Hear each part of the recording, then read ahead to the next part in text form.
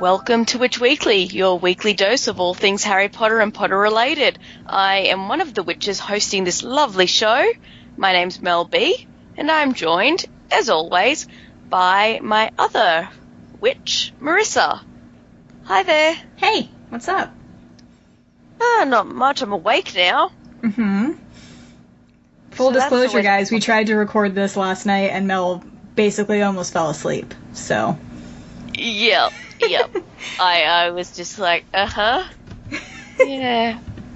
I'm Death Eaters. Yeah, she was going into a food coma, so we had to I went to a potato salad party. It was a good life choice.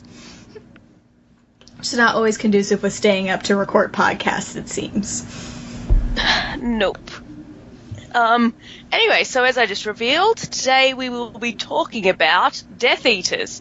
Because who doesn't love a fascist Nazi-like party? I mean, I would never, skip talking about it. Not saying I would I don't know if I would love them, but, talking about them is always fun. Sorry. Wow. Got the giggles. That got a bigger laugh than I was expecting. I just got the giggles temporarily. I see that.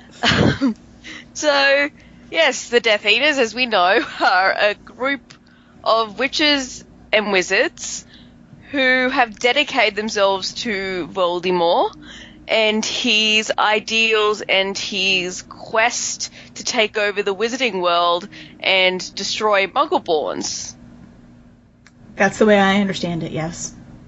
Yes, and rule over Muggles is the other thing. Right. Also very true. Just slightly off topic, I still find it hilarious that Voldemort is not a pureblood, he's a half-blood, and, he's just like, I'm totally pureblood, everyone follow me. Yeah, except that doing any kind of digging at all into his ancestry will show you that he's not. Like, you take 2 seconds to look into where he came from, and you're gonna know he's not actually a pureblood, so... Yeah. So what I'm getting here is that, Death Eaters don't do proper research. So that's the first thing we can say about them. They don't actually look into, facts and figures and such. I understand. Exactly. They're just like, oh, this guy's talking stuff we like to hear, let's just follow him. Sounds like a good idea to me.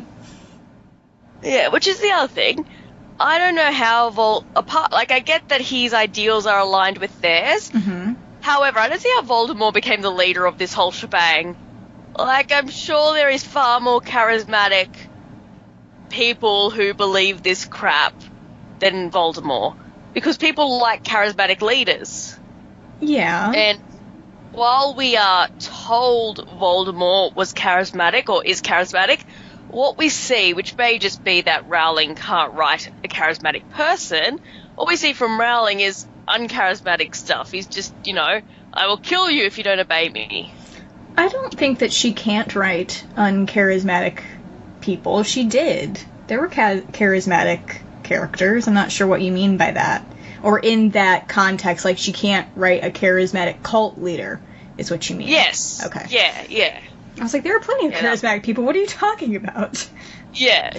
No, you can't write charismatic cult leader, which, for me, reading it does make me have to suspend disbelief. Because while I know, I'm like, yeah, there are people like the Death Eaters, I can't see a leader like Voldemort. Like, if you look at Hitler, for example, he was very charismatic. Mm-hmm. And you listen to his speeches and the sound of his voice and everything, I was like, yeah, I can see if his ideas aligned with mine, or vaguely aligned with mine, I would be able to follow him, or even he potentially could have the power to influence people. And, once you get a few people influenced, that's what happened in Nazi Germany, essentially. Influenced a few people, and then the rest followed, and then the remainder followed out of fear, going, oh, if I don't do this, I'm going to be next. Yeah. So, yeah, and I just guess I didn't see it with Voldemort. Well, they would have had to really just align themselves with his ideology instead of just following him because of the things he said and what he did. Yeah, but you can... That's what I'm saying. You align yourself with his ideology, but then naturally a more charismatic leader would emerge and take over. Then again, Voldemort does like his Avada Kedavra. Yeah, he can just take out whoever he wants at whatever time he wants. He's like, oh, I see, the people like you better than me. Well, Avada Kedavra! Yeah, we'll get rid of that real quick. Yeah, I don't think that there would have been somebody willing to try to take over, because they saw how fanatical his followers were, and they would probably be scared that even his followers would try to attack them if they tried to kind of take over the whole thing. Yeah. And to be fair, he did have the Horcruxes, so he wasn't exactly easy to kill. Right. He kind of had a backup plan. Assassinate him. Yeah, can't just assassinate him, unfortunately. Yeah. So I suppose, there we go. They liked his ideologies, and I'm sure they tried to assassinate him, but it was unsuccessful. Yep. Couldn't exactly nail it down. That's what I'm going with. Mm-hmm. But yeah, because you get Death Eaters like Lucius, who you very much can say he's aligned with the ideology. But if you look at his behaviour, Voldemort's just a convenient vehicle to follow the ideology, to follow behind him. Yeah. So his loyalty is to the ideology and not the man. Yeah, because he does things that you wouldn't really think you'd do if you were really, really invested in the person that you're following.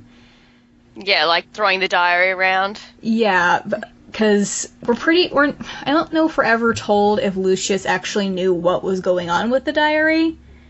He did not know it was a Horcrux. Right. Because, Dumbledore suspects he didn't, because he said, I don't think Lucius would have been so brazen with it if he had actually known what it was. Yeah. However, he obviously knew it would open the Chamber of Secrets. Yeah, and I think that the reason he got rid of it in the first place wasn't just so that the Chamber of Secrets would be open again, it was because they were doing raids of different houses, and he was afraid that it would be found and there would be awkward questions. Like, Lucius, why do you have a diary that says Tom Marvolo Riddle on it? That seems suspect. Yeah, it's just like,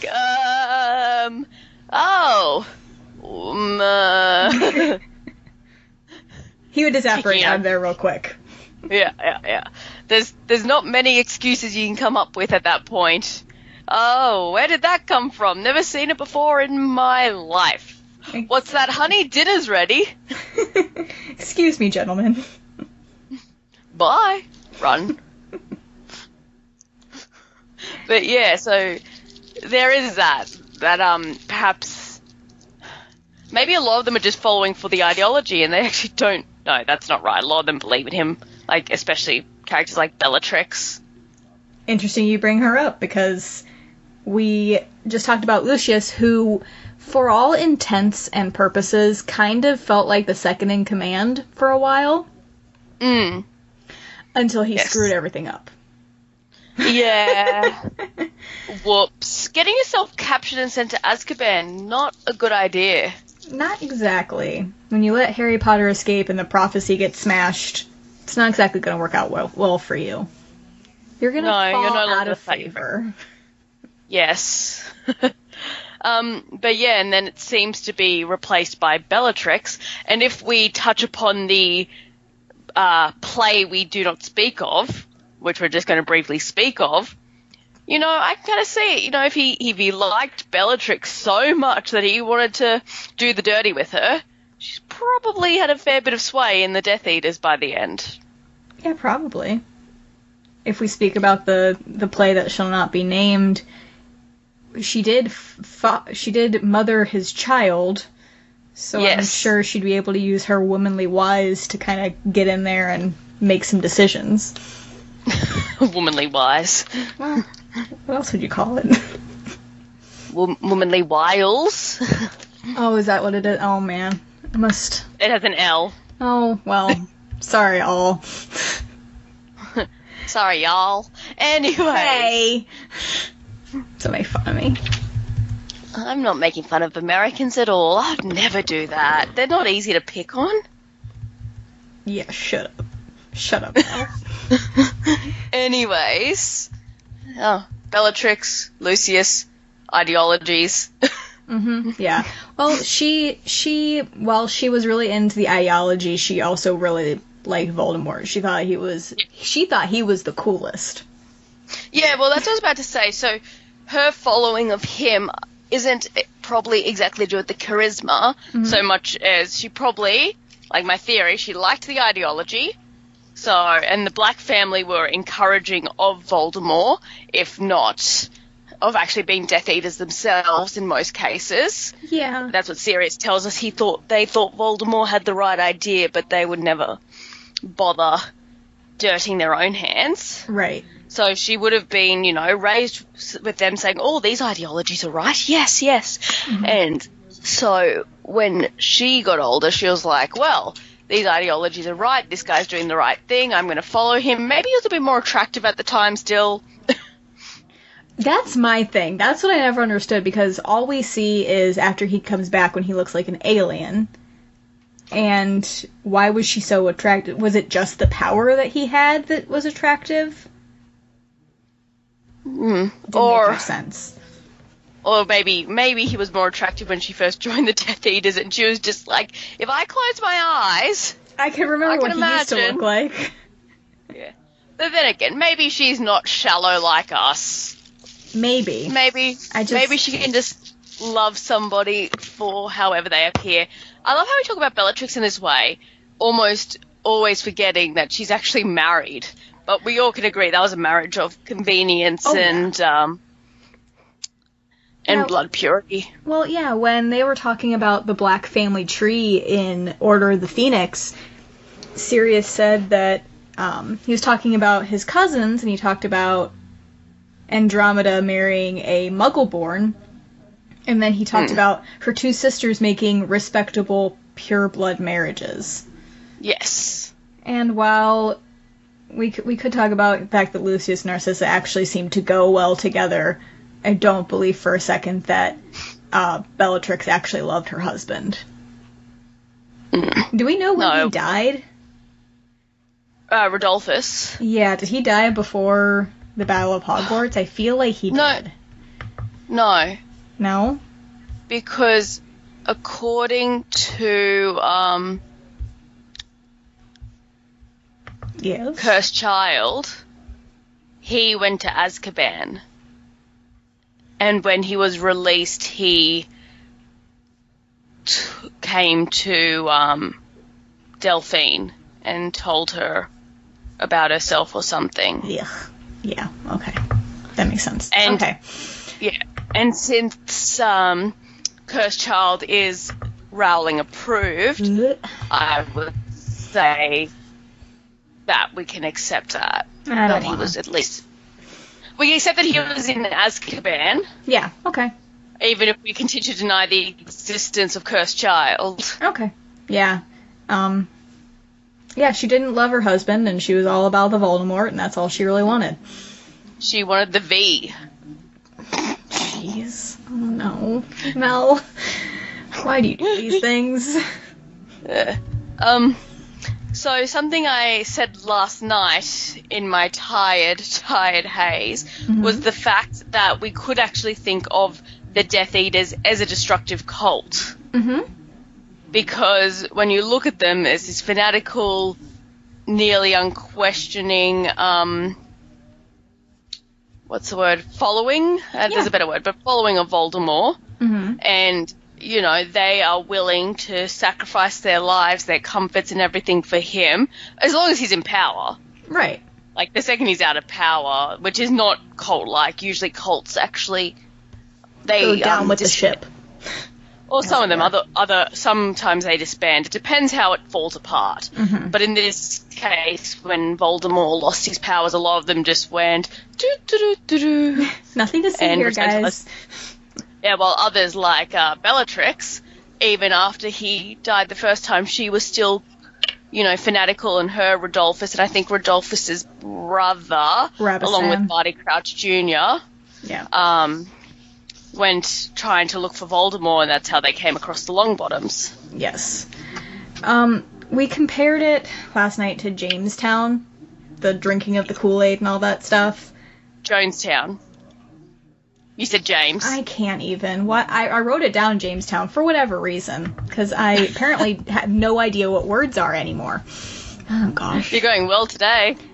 Apparently. I was doing real well last night, but then you were tired, so we just switched, last night it was all. me. Yeah. Yeah. Anyways, okay, yes. Jonestown. Yeah. Fine, I'm that's done. the thing with... I actually think with the majority of the Death Eaters, they wouldn't drink the metaphorical Kool-Aid. That was the thing. When Voldemort fell, they all ran away. Mm-hmm.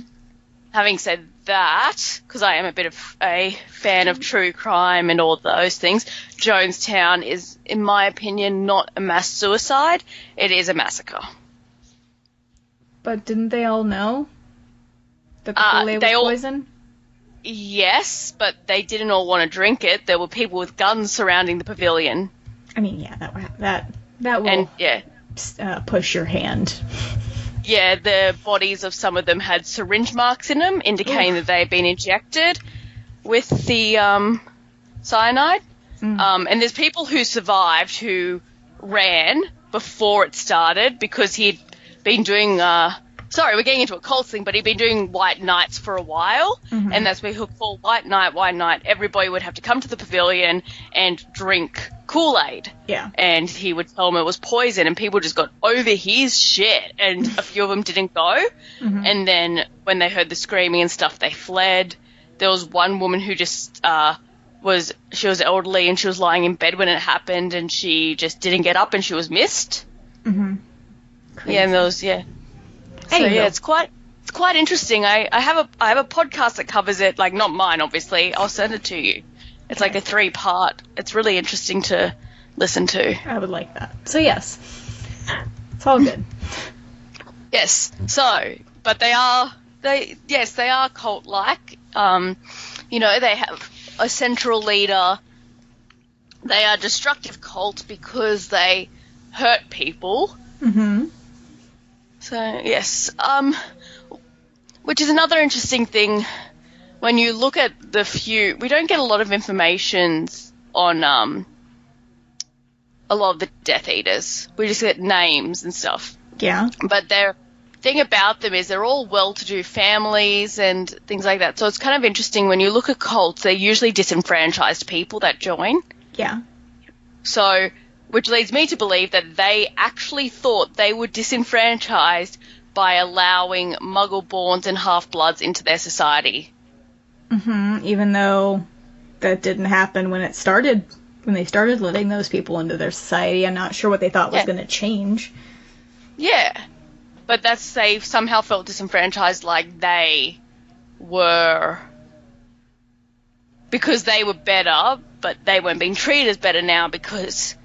these other people were there. Everybody was being treated equally. How dare they? Yes, essentially, yes. They were scared of equality. Yeah, they were like, our privilege is being taken away because these other people are being treated the same. That doesn't sound like the modern world at all.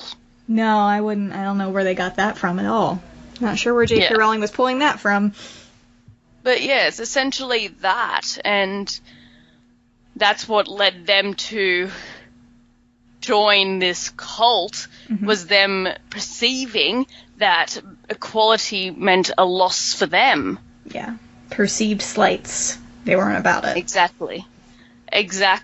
Which is also weird when you think about it, because the Wizarding World had gone into hiding long ago, What was it, like the 1600s or something? Something like that.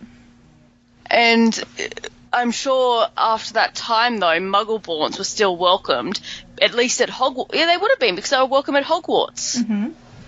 And then suddenly this visionary comes along. Ta-da. And, they're all like, let's get rid of them. So the racism was long-lasting. Yeah. The thing I never understood, this is kind of a tangent that's kind of offshoot, but it's about the basilisk. So it kind of goes along with this because they were all, all of them were quote unquote purebloods. So they had nothing to fear from the basilisk. Or half-bloods. Yes. But the thing I never understood about the basilisk is its stare it kills you. Right? Yes. But it was being used to kill Muggleborns, but wouldn't just anybody that looked it in its eye be killed? Yes. Okay, so it's not foolproof, guys. No, my theory is, because it was Salazar Slytherins, it was, like, trained only to go for Muggleborns. Like, it could smell people who weren't pureblood or some shit. That's my working theory. Alright, if you say so. But I just think it just wouldn't look at whoever was controlling it. I think that's mostly what's going on. Or, whoever's controlling it doesn't look at it. Yeah, pretty much. Alright. Just avert it just your always eyes. bothered me. I'm like, how does it know that this person is Muggleborn? How does that work? But yeah, makes sense. Yeah. It doesn't. It's just very lucky. Mm-hmm. Every morning it gets up and it drinks some Felix Felicis and then goes, right, off to get me some Muggleborns. Yeah, sounds good to me. But speaking of Slytherin, we do have our list of Death Eaters that we actually have named in the books. They're all Slytherins. Except for one. Peter Pettigrew. Yes. So, it's interesting that, well, not interesting, that most of them are Slytherins. Because they come from the house that really is all about the blood purity and yada yada yada. Which does annoy me, because it's just like, she made a house of evil. Yeah. They have the house that they have the house of the brave people, the house of the smart ones, the house of the ones that want to eat all the time, and then the bad guys. Yeah. It's like the parody musical that says the good guys can go into Gryffindor, the bad guys go into Slytherin, the other two I really don't care. Yeah, exactly. Yeah. The thing is, we don't get any Ravenclaws or Hufflepuffs mentioned as Death Eaters. And we do know Quirrell. Quirrell followed Voldemort and let him live on the back of his head. But he wasn't a Death Eater. He wasn't a Death Eater, and Voldemort said he was weak-willed. Yes. And he was a Ravenclaw. But I think it would be possible for Ravenclaws to become Death Eaters. They're logical. We know that from all the Sorting Hat songs and all the people that we get to meet. They're logical and could very well be done in by well-done propaganda, I believe. Yes. Yeah, I was going to say, agree with you there. They, would say, well, logically, this is the winning side, or, logically, this side's correct because they said these things. Yeah. And while we don't get a lot of, like, very fierce fighters out of the Ravenclaw house in this series, except for, I think they said Flitwick was a dueling champion when he was younger. Yeah. I think it's likely they would side with somebody that could protect them. Whatever side they saw as winning, they'd be like, I'm gonna go with them, because that makes the most sense for me to survive this whole thing. Yeah. But it's probably a really good thing that we don't get a lot of Ravenclaw Death Eaters. With their brains and knowledge, it could turn real bad real quick. Yeah. Smart Death Eaters, that's the last thing we need. Well, it's kind of funny that you mentioned that, because in the Deathly Hallows, when they meet up with Aberforth towards the very end of the book, they go through the Patronus, was it a goat, was it a stag, back and forth. Yes. And Ron goes, was it you that sent the dope, Patronus? He goes, dude, with brains like those, you could be a Death Eater. I just showed you it's a goat. Yep. So, yeah, if there were Ravenclaw Death Eaters, I think it could go real bad really quick. Yes, they might actually know the difference between various animals with horns. It's very possible. They wouldn't be so swayed by the argument that Aberforth makes. Having said that, my beloved Jess cannot tell the difference between various farm animals.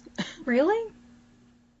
It's a long running thing. She loves farm animals. We were driving along to festival, and she started chatting about. This was a story on one of the podcasts that you guys did. Yes, yeah. She started chatting about alpacas. Anyways, when we came back through there again, and a couple of days later, I looked at the field and it was horses, and I'm like, "Sweetie," she's like, "No, there were alpacas," and I'm like, "No, those are horses." She's like, "No, there were alpacas."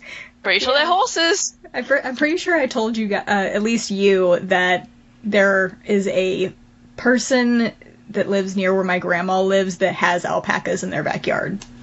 Yeah, they're a pretty common pet. Funnily enough. Yeah. So while Ravenclaws would probably become Death Eaters if the right propaganda and stuff was used, I don't think it's so likely that Hufflepuffs would become Death Eaters. Depends how much food's on offer. Oh gosh. Mel.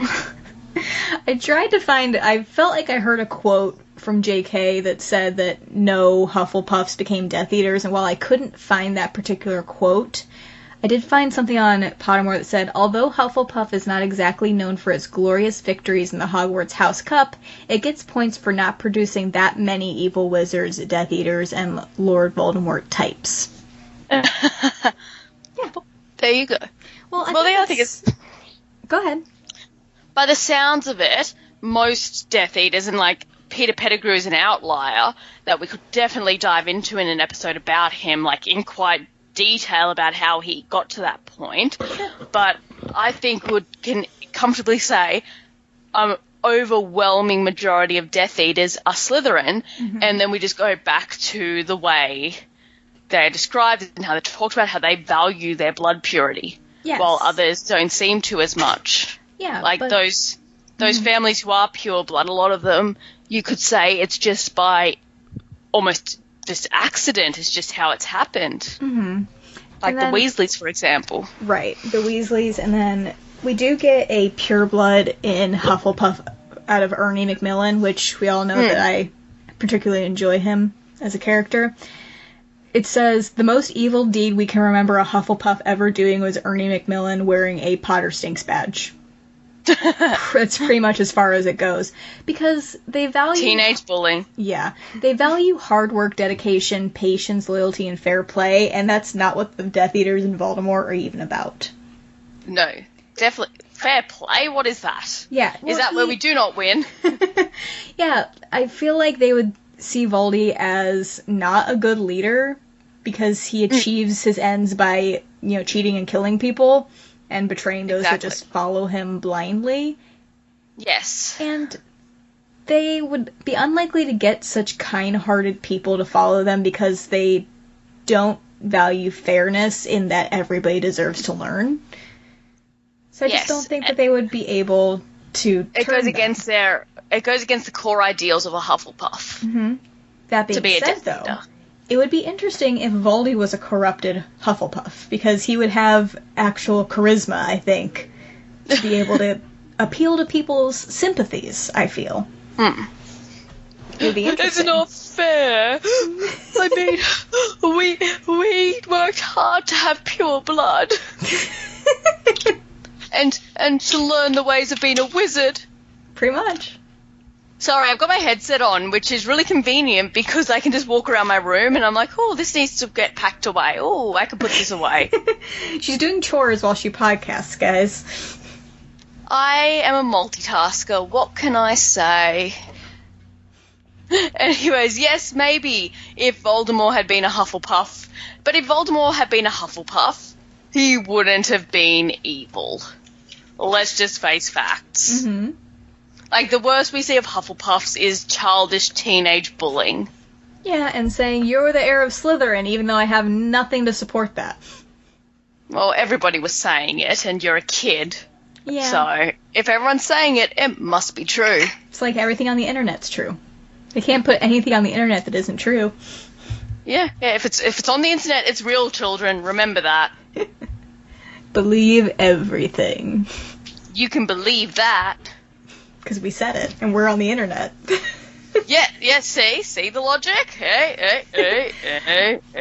I do kind of want to talk about those that turned against Voldemort, unless you have anything else to say about the houses. No, let's jump into the ones who got away.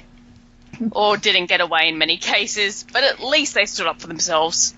Well, yeah, the first one we have is your dear Sirius's brother, Regulus. His own brother?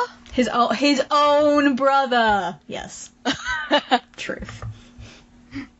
Sorry, guys. Listen to the Triple Threat cast to get that reference. Mm-hmm. Figure it all Anyways, out. yes, Regulus Arcturus Black. Mm-hmm. What did you have to say about my beloved own brother? Well, he joined the Death Eaters, and then I think they said not even a year later he tried to back out. Well, at least Sirius was told that he tried to back out, but you don't exactly hand in your resignation for the Death Eaters. Yes. And he believes that he was killed on Voldemort's orders, or even maybe by Voldemort himself. He doesn't ever get to really hear what actually happened, which is really sad. Yes. Because Regulus found out about Voldemort having Horcruxes from Kreacher, who had to go and be the guinea pig for the potion that Voldemort used to protect his locket Horcrux in the cave by the sea. Yes. And when they went back to remove the Horcrux, because Regulus was really freaked out about the whole thing, Regulus ended up getting pulled into the Lake of Inferi, and, he was dying. Dead. Yeah. Yeah. The thing is, why did he do that? Why did he go?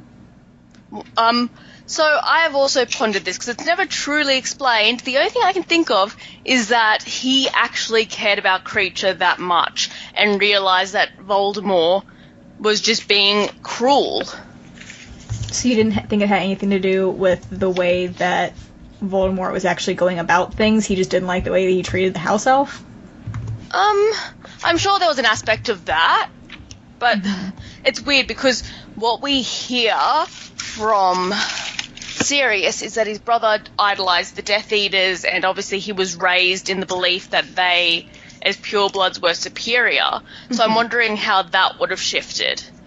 Like, all of a sudden, like, without explanation, he becomes a Death Eater and then suddenly goes, don't actually think we are better. Or maybe he did. This didn't turn out the way I thought it would at all. Yeah, it's... Yeah, I kind of want to know his thought process of why he went through all that. Because we never really get why. No, because he's dead. I mean, yeah, sad day. Wow, bring it down, Mel. He pretty much said to Voldemort, when you read this, I'm probably dead, but I do this hoping that somebody this will weaken you and somebody else will destroy you or something. Yeah, that when you meet your match, you will be immortal once again. Yes. I'm just not sure how you found out that it was a Horcrux. He's a clever boy. He's a black. Yeah, he is. He knows what's going on. I just wish that Sirius had learned what his brother did. Might have given him some peace. I don't know. Maybe. Makes me sad.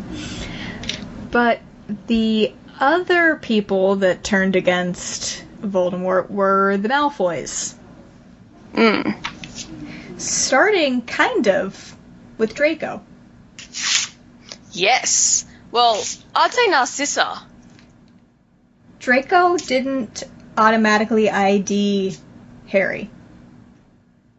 But I was going to say Narcissa back in Book 6.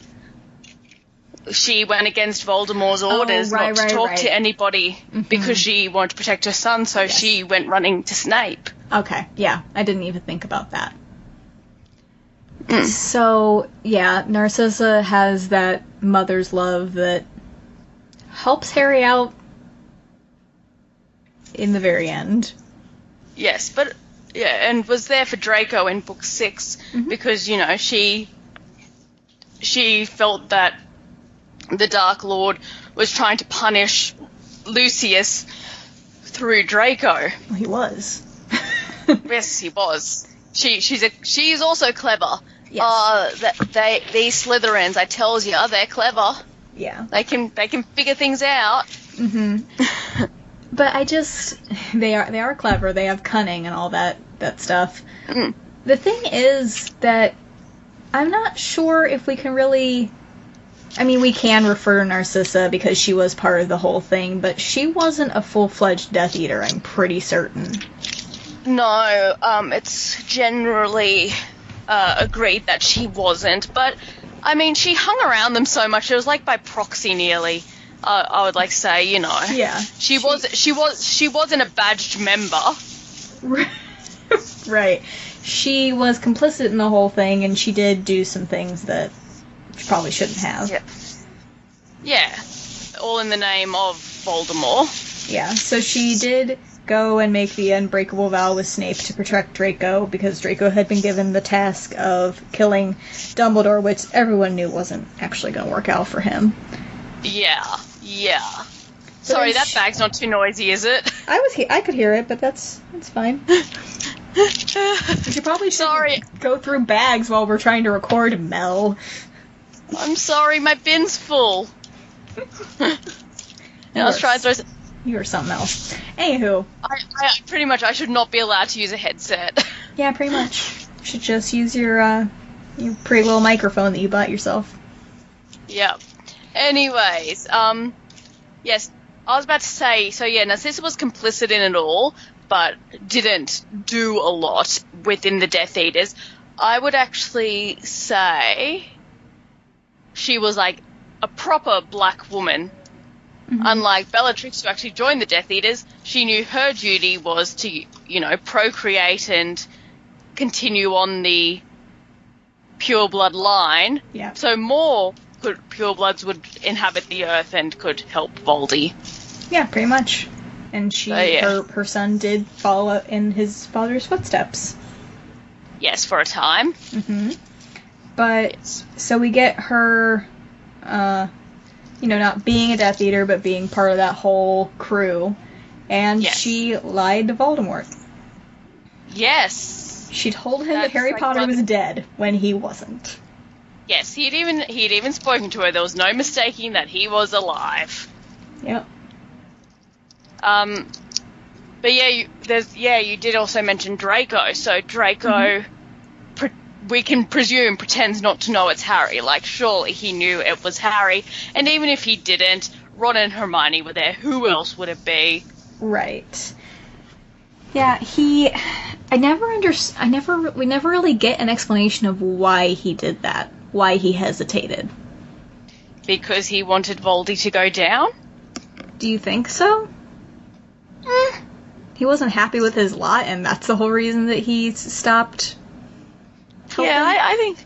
Yeah, I think by the end, the Malfoys really didn't want Voldemort to win. Yeah, well, that's the thing, that they turned against him even when Bellatrix was still all gung-ho trying to fight 3 kids at once and then get shot down. But I just don't know why that was. I think once you go after someone's kid, you kind of lose favor in the eyes of the parent if they're not completely idiotic. Devout. Crazy. Devout. Yes. Crazy and works for me. Yeah, that's definitely with the Malfoys, you know. Voldemort decided their son was fair game and that he could use Draco to punish them. And, you know, it's kind of like, yeah, I fucked up, but don't take it out on my kid just because you can't get to me. Yeah. Because that's essentially Lucius was safe in Azkaban. Yeah, I think that the downfall of Voldemort didn't just lie with Harry and his crew destroying Horcruxes. I think it kind of lied with the Malfoys too. They played their part in what ended up happening, which is good. Yeah, sorry, I had to bat the cat away from the keyboard. She was trying to walk across it. I mean, understood. I mean, they didn't do a lot to, go against Voldemort, but the stuff that they did do did make a huge difference. Oh yeah, definitely. It was they were impactful in what they decided to do in Rebellion. Mm-hmm. And it was subtle rebellion, so to speak. Like, it wasn't as if they said, yeah, shit. They just, oh, I'm not sure if that's Harry Potter. Oh, no, pretty sure Harry Potter's dead. Yeah, pretty sure that's not him. Not sure what you're talking about, guys. Yeah, so very much impactful. The thing is, then you get other Death Eaters. Like, why can I say, most of the Death Eaters are portrayed as stupid, which does kind of annoy me because they are meant to be from the Slytherin house. Mm-hmm. But yeah, obviously there was the ones in Hogsmeade who couldn't tell the difference between a goat and a stag. Yes. And then you have the Carrows. Mm-hmm. Who, the way they're portrayed as speaking, doesn't really lend itself to being very well educated. Exactly. Mm-hmm. So yeah, I just find it weird. I suppose it's Rowling saying, look, these people are stupid, they're following a stupid ideology, but if you built them up as Slytherins, to have them all, or majority of them, to seem thick and dim-witted just seems weird to me. I would think, because you can be a highly intelligent racist. Oh yeah, a lot of the times when you are faced with somebody that has an ideology similar to this, they are educated. They have facts and figures, and they can make an argument. It might not always be correct. It might be false facts, but they are learned. Alternative facts. Exactly. They do have some kind of... I hesitate to call them facts because of alternative facts. They have something to back up what they're saying that they've seen or read somewhere. Like, you will find a lot of them have cast iron logic so long as you begin at the same point they do. Yes. It makes sense. Yeah, well, they probably do a lot of reading, and it's mostly just confirmation bias. I'm going to read something that I already know backs up what I have to say. Yes, but yeah, when you look at it, they've got a cast iron logic behind it, and that's the other thing. I want to know. I wish Rowling had written from the point of view of a Death Eater's kid. That would have been cool. Like who? Just a random one? Yeah, or Draco, like any of them, just so you can see where the logic comes from. Having said that, then you come into the problem where you're giving this book to young people who are easily influenced and could take away the wrong message. Yes. But for me as an adult, I would find that really interesting to have a perspective of the bad guy, so to speak, or the people we perceive as bad. Mm-hmm. Because the other funny thing is then you're seeing it from their perspective, and then it would suddenly strike you where you go, wait a minute, this is a bad guy. Mm-hmm. There's this thing on Tumblr where it suggests a video game where you have to make harder and harder and harder decisions as the game goes on, and you realize by the end you've become the villain. Yeah. There are a lot of video games that are actually like that, where you make decisions, and based on the decisions you make, it, reflects on you either in a good way or a bad way. Yes. I think there's actually a Star Wars video game to that effect. The decisions you make either turn you into a Jedi or a Sith. It's like whatever the opposite of that is. I was about to say, I'm not really into Star Wars. I don't know a lot about it, but then I'm the one giving you words. I mean, I like Star Wars. I just haven't watched all the movies in quite a while. I actually bought them recently, so I'm gonna dive into that at some point. Anywho, but yes. God. Is there anything else you want to say about those that turned against him? No, there's nothing really I can think to say. Like, I think we've established what the motives were and why they would do that.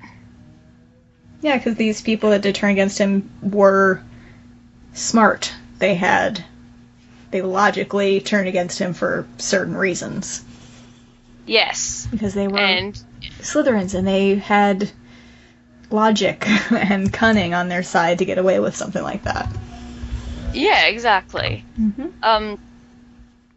Something I keep touching on it, but I won't talk about it in more detail. Okay. Is that portrayal of the Death Eaters being dumb. Mm-hmm. And you get a lot, like, even, so Greyback, while he's, like, vile and, you know, I know he's not actually a Death Eater, he's just allowed to wear their robes, but I think we can sort of encapsulate him, like, with them. I understand. But what I was going to say is, he is like I don't want to say metaphor, he's a representation of a pedophile. Mm-hmm. Yeah. So that's what, like, really makes him evil, is the fact that he's like, oh, I'm going to go after kids. However, the thing, once again, he's not particularly bright. They're all, and it just, like, I don't know, it frustrates me that so many of them aren't smart, or don't appear to be smart. It's like, how did you even get into Slytherin? Yeah. Where's the reject, like, the true reject house? Like, you're dumb, you're mean, you're not brave.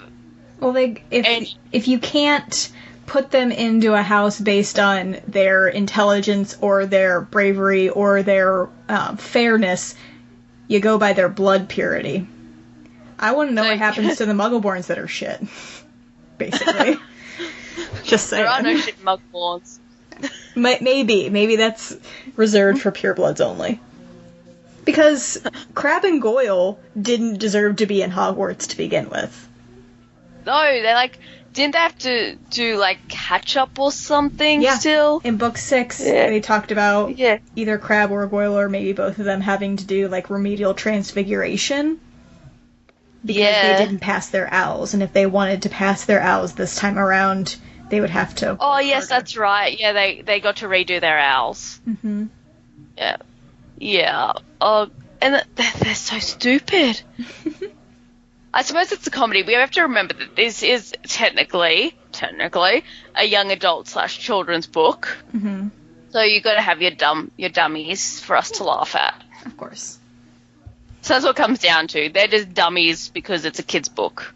Yeah, I just wish that... I just don't like that they were dummies. I would have liked to have... because it would have made it harder for things to turn out good if they were smart. But if they were smart, it would have made it more interesting. Yes. They overcame these guys way too easily, I think. It would have been something more to read if there was some really intelligent bad guys in the mix. Yeah, and that's the thing. The issue is never the intelligence of the bad guys. Mm-hmm. I suppose in some cases Voldemort, but once they work out his code with the Horcruxes and everything, he goes down pretty easy. Well, not easy. Pretty quickly. He likes to monologue, and that's where he kind of loses it. But, yeah. The Death Eaters are just in the way, but they're not... They don't feel like valid threats a lot of the time. Yeah, I understand that. So, yeah. Now, you said you had a whole bunch of notes. I want to know what else you had written down about this. Oh, that's basically... We already went through them. Let's go on through your notes. Most of it was the Ravenclaw and Hufflepuff stuff that we talked about. That's alright. I suppose one last thing. J.K. Rowling did say most of the Hufflepuffs stayed to fight during the Battle of Hogwarts. Quote, they didn't want to show off, they weren't being reckless, that's the essence of Hufflepuff, which is exactly against what the Death Eaters are doing. Mostly they're being reckless. A lot of them were fleeing. Yeah. And a lot of them were fleeing by the end, going, oh, we're not winning, we're leaving. Peace. Peace, love, and acceptance, y'all. I meant peace as in I'm leaving. Peace out. Yeah, I know what you meant, but then that made me think peace, love, and acceptance. Suddenly, that's all the rage for these Death Eaters. Yeah, pretty much. Death Eaters? You mean life givers? No, I can't. Anywho, what were you gonna say? Just when I did that, tell me you hear the Ms. Taraj. I do hear the Ms. Taraj. I just love that so much. Anyways, no, the last thing I just wanted to cover off was the fact that when we look at the Death Eaters, they are essentially selfish in a lot of ways. Like, they only act in numbers and only when Voldemort's there to back them up. Mm-hmm.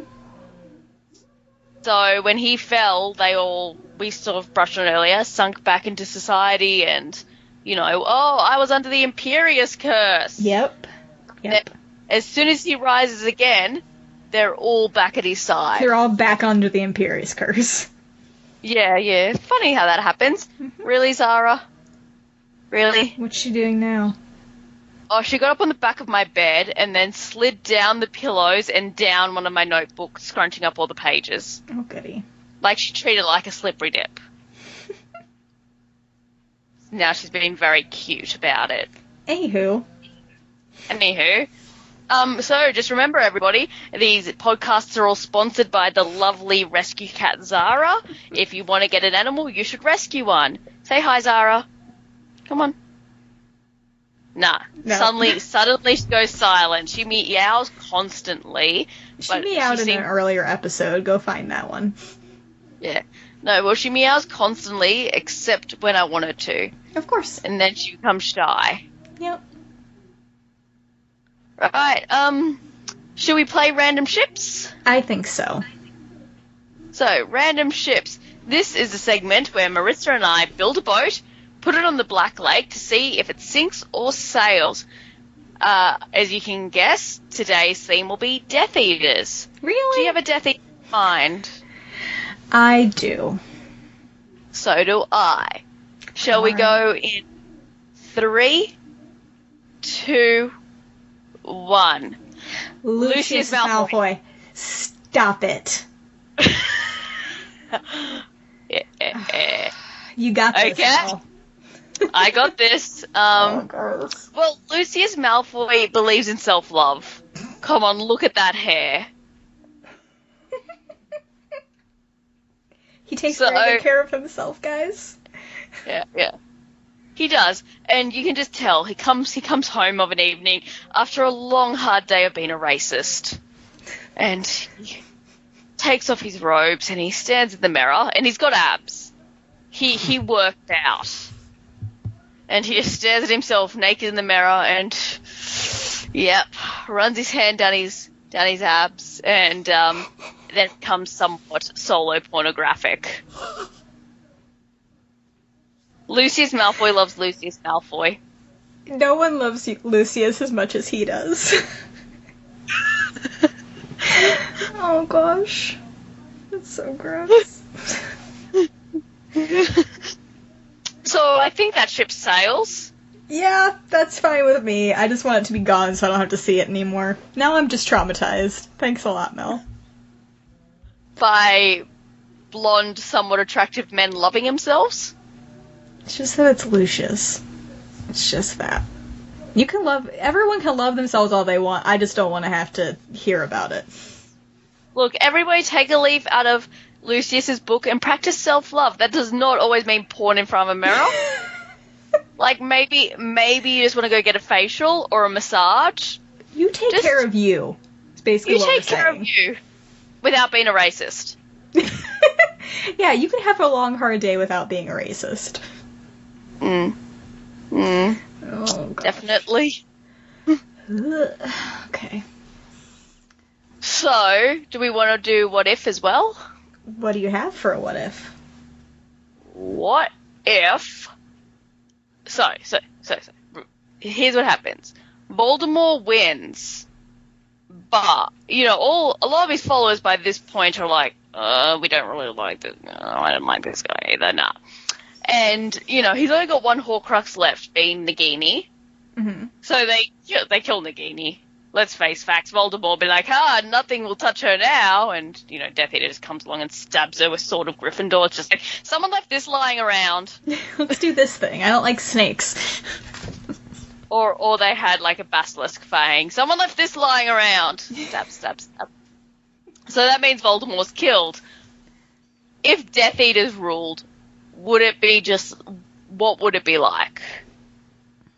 It depends Death on Eaters are who small. is leading the whole thing of the Death Eaters. It'd have to have a leader still. Well, let's start with, I don't see Bellatrix's leadership material. Like, she would try, but I don't think they'd tolerate her. Because she's batshit. She's bat crap crazy.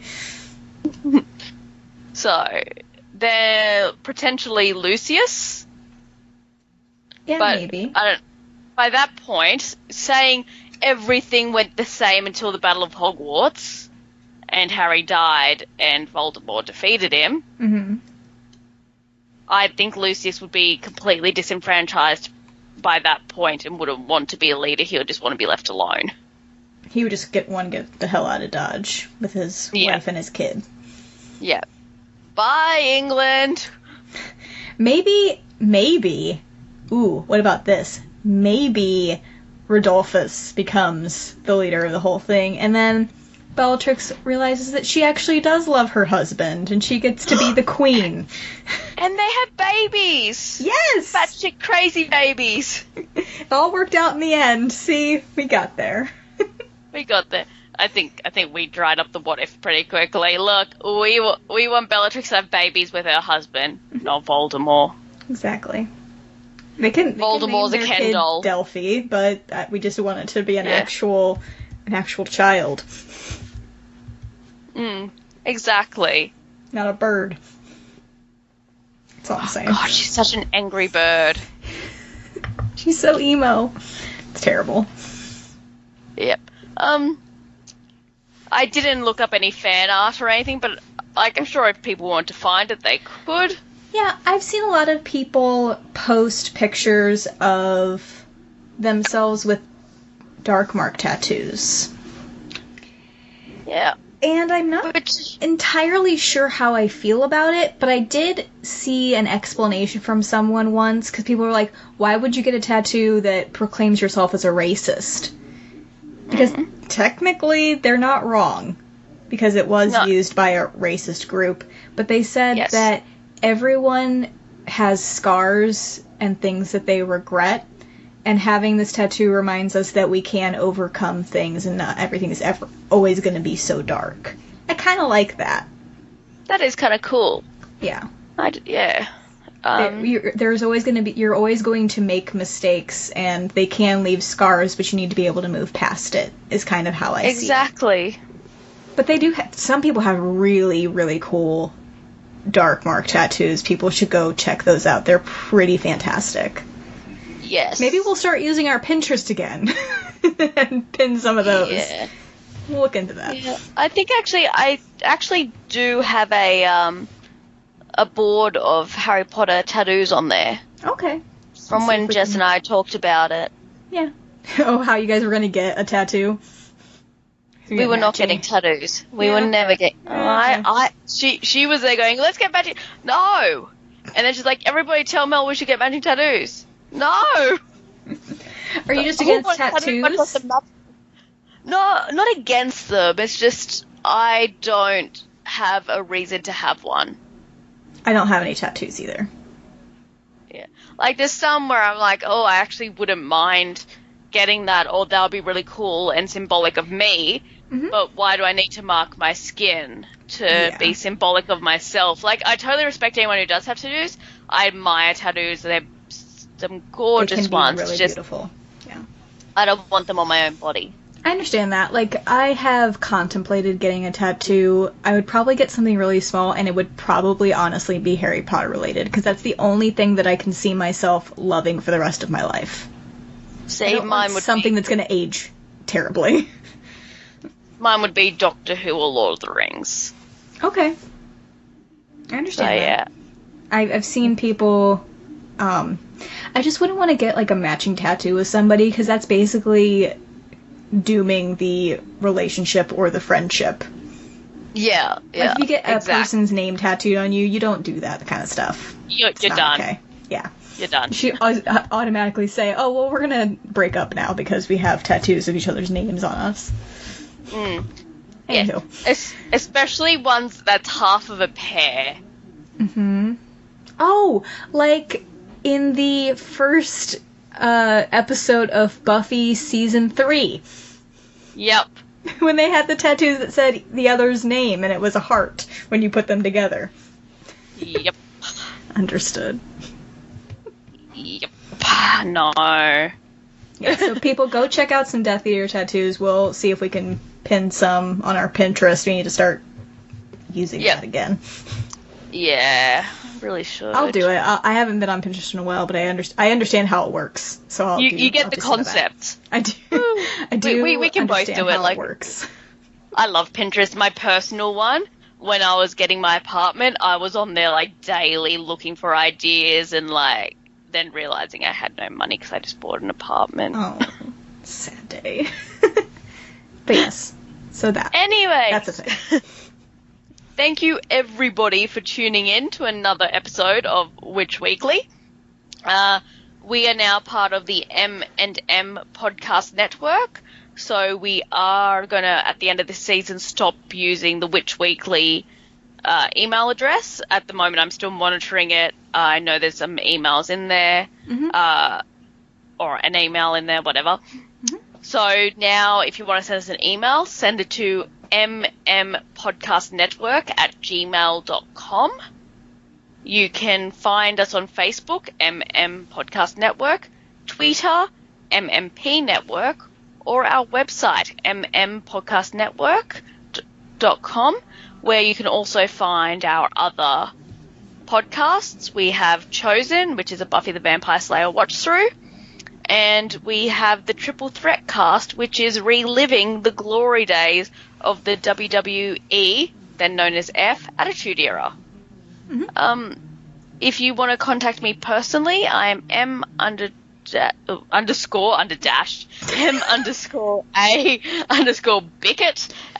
on the Twitter.